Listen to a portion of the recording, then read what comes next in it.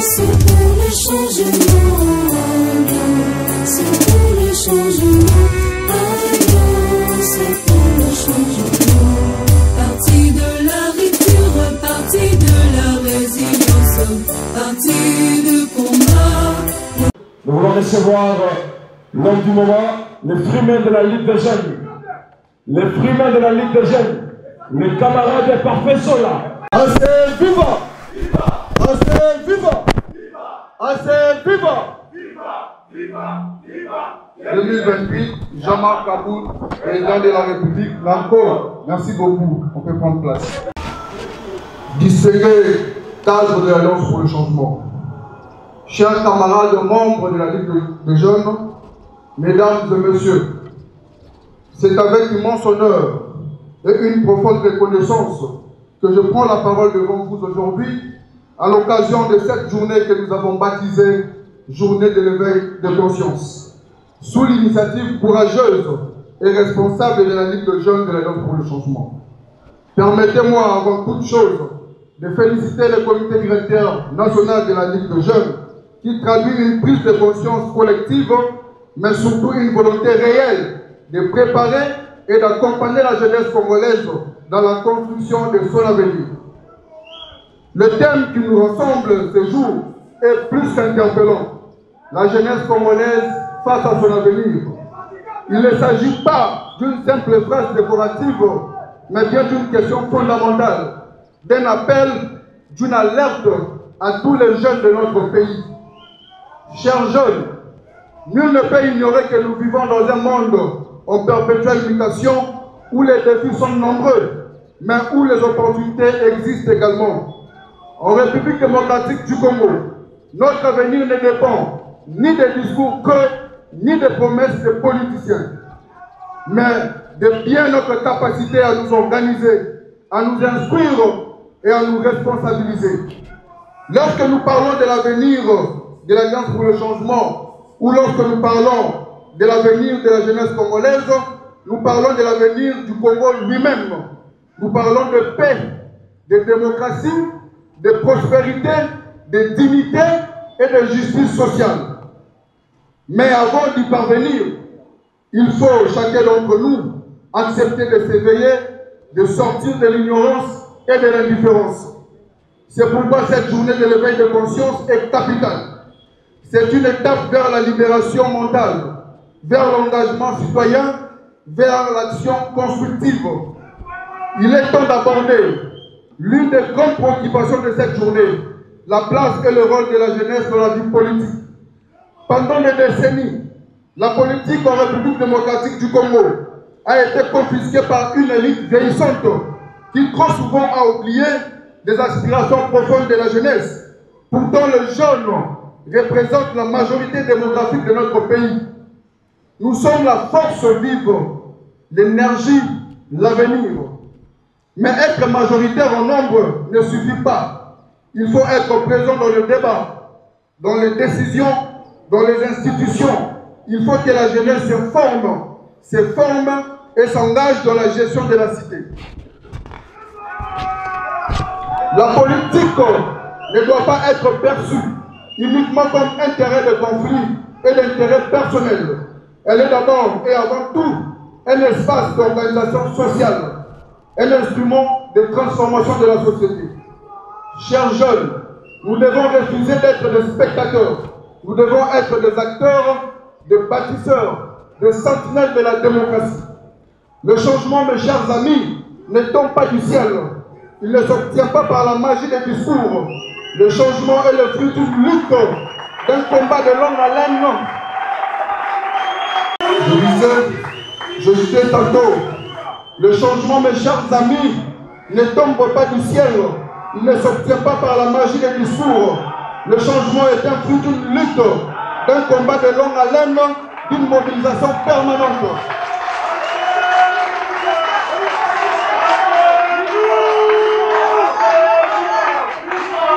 La jeunesse congolaise a toujours été au cœur de lutte pour la liberté et la justice. Hier, elle s'est levée pour réclamer l'indépendance. Aujourd'hui, elle doit se lever pour exiger la bonne gouvernance. la justice sociale, l'éducation de qualité, l'emploi et la sécurité. La Ligue des jeunes de l'Alliance pour le changement constitue un cadre idéal pour structurer cette lutte.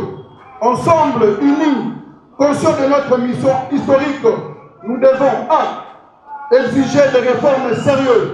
2. Combattre la corruption et les antivaleurs. 3. Promouvoir les mérites. 4. Encourager l'entrepreneuriat et l'innovation. 5. Défendre nos droits et nos libertés.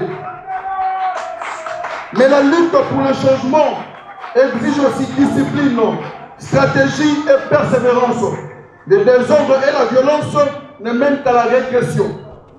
Notre lutte doit être pacifique, organisée, responsable et tournée vers des solutions concrètes. À ce jour, un accord de paix a été signé entre la République démocratique du Congo et le Rwanda sous la médiation des États-Unis d'Amérique. D'après l'honorable Jean-Marc Kabunda Kabunda, je cite, cet accord, bien qu'il comporte des incohérences, de l'insuffisance, des zones d'ombre et des pièges pour la République démocratique du Congo, nous estimons qu'il constitue malgré tout un pas dans la bonne direction pour résoudre la crise sécuritaire en République démocratique du Congo, à condition que les deux parties fassent preuve de bonne foi et respectent scrupuleusement leur engagement. Fin de citation. Nous appelons les garants du dit accord à veiller sur son application stricte. Sans tergiverser, le moment d'un dialogue intercongolais que nous appelons de tous nos voeux est arrivé. Car, au-delà de la crise sécuritaire, notre pays fait face à des crises multiples, politiques, sociales, électorales et même morales, qui nécessitent une réponse nationale concertée.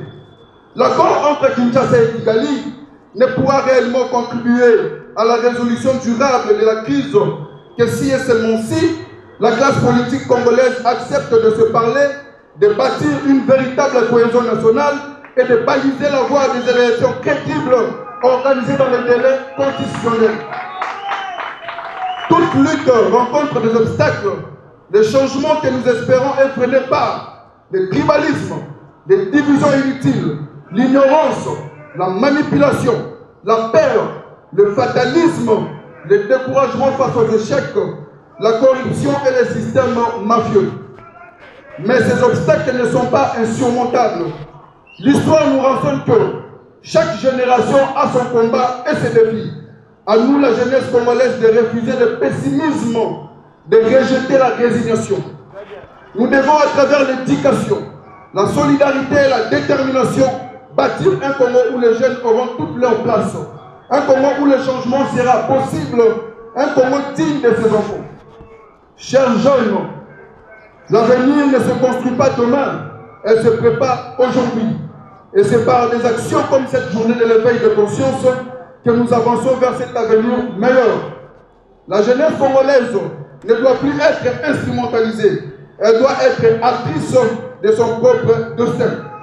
Organisons-nous, formons-nous, engageons-nous et surtout croyons en nous-mêmes.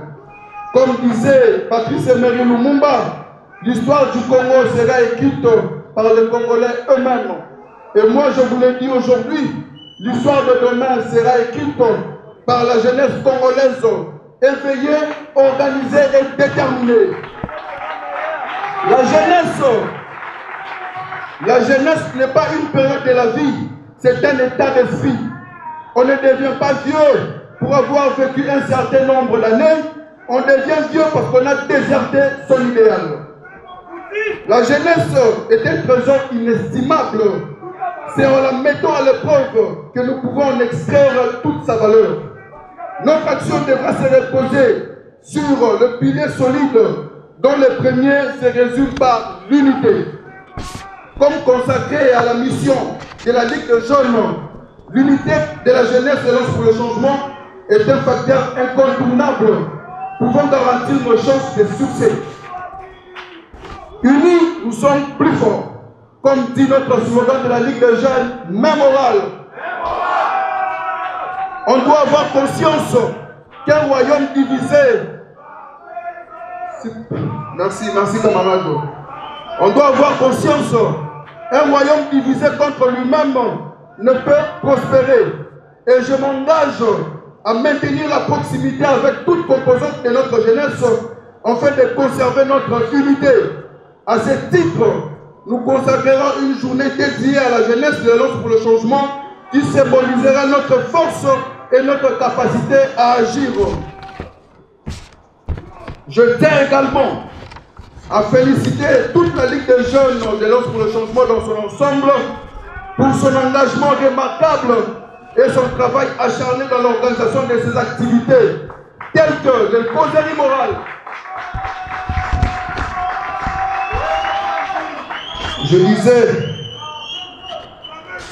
Je tiens également à féliciter toute la Ligue des jeunes de l'Alliance pour le changement dans son ensemble pour son engagement remarquable et son travail acharné dans l'organisation de ses activités, telles que les causeries morales, les matinées politiques et les sit-ins devant la Cour de cassation pour exiger la libération de notre président Jean-Marc Kabound à Kabound. Aujourd'hui, nous célébrons la victoire de notre lutte car notre président est désormais libre. Il est important de souligner que, même si certains camarades ont abandonné la lutte face à la famine et aux différentes difficultés liées au loyer, nous restons fidèles et loyaux.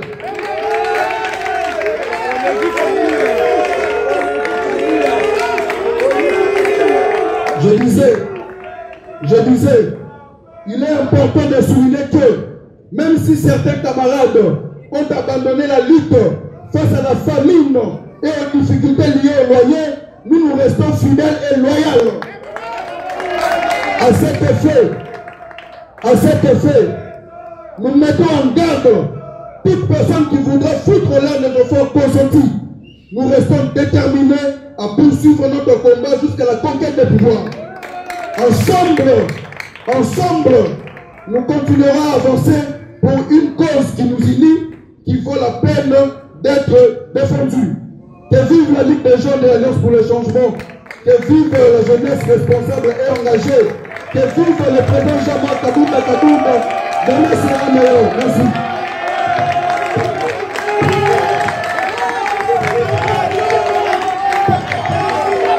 Merci.